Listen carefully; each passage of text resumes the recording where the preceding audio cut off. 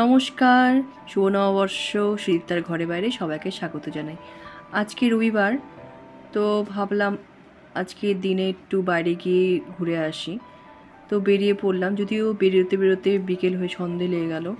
ভেবেছিলাম আমি বিকেলে গিয়ে তাড়াতাড়ি যাব, তাড়াতাড়ি একটু গিয়ে আশ্রমে ঘোরাঘুরি করব, কিন্তু সেটা হলো না। কেন, মেয়ের ঘুমোতে উঠতে লেট হয়ে গেল। তো আমরা বেরিয়ে পড়লাম। এখন যাচ্ছি ফার্স্টে আশ্রমে। আশ্রম তো তোমরা জানোই, আশ্রম আমাদের বাড়ির থেকে বেশি দূর না, পায়ে হেঁটেও যাওয়া যায়। তো আমরা অটো ঠিক করে নিলাম, অটোতেই আমরা যাচ্ছি। বাবা, আজকে তো সেই ভিড় হয়েছে। হ্যাঁ, দেখছি আজকে প্রচণ্ড ভিড় হয়েছে আশ্রমে।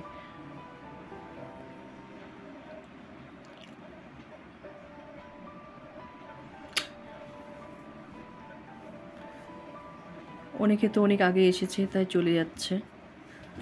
সন্ধ্যা আরতিটা হয়ে গেল, একটু আগে আসলে হয়তো সন্ধ্যা আরতি শুনতে পারতাম। প্রচুর ভিড় হয়েছে।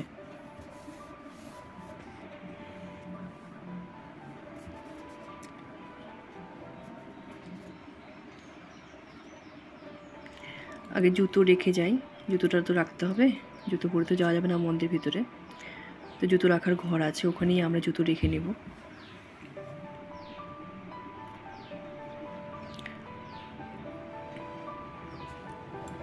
তোমাদের একটু মন্দির ভিতরে নিয়ে যাই। বাইরে লাইন দিয়ে সবাই ঠাকুরের প্রসাদ নিচ্ছিল, তো আমিও প্রসাদ নিয়ে আবার মন্দিরে ঢুকলাম। একটি গান শুনে, যেটা আমার সবচেয়ে প্রিয় গান।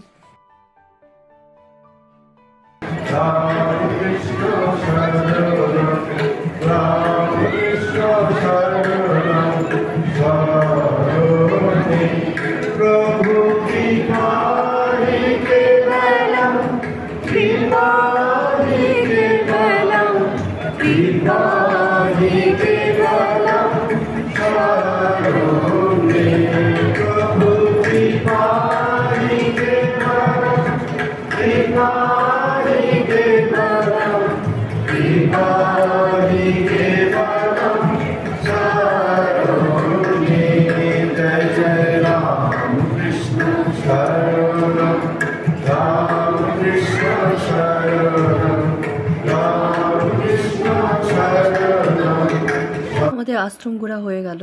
আমরা আগেই ভেবেছিলাম আশ্রম ঘুরে নিয়ে বাইরে আজকে ডিনারটা করব। তো বেনার মোড়ে এসে সেখানে একটা রেস্টুরেন্টে গেলাম। দূরে হচ্ছে ভগৎ সিং মোড়, যেখানে দিয়ে আমার মেয়ে স্কুলে যায়, তার এদিকে হচ্ছে একটা রেস্টুরেন্ট আছে। এই যে রেস্টুরেন্ট, ঠিক এটা অনেক পুরনো রেস্টুরেন্ট।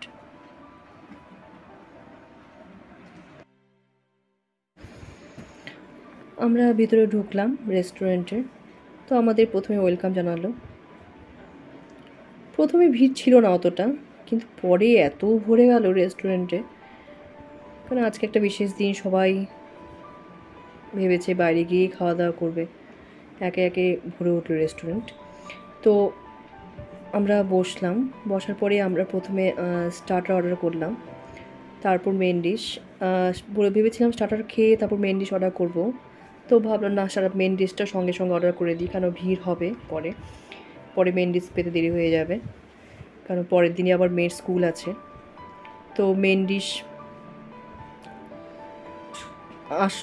মেন ডিশই চলে আসলো আগে, স্টার্টার আর তখন আসলো না।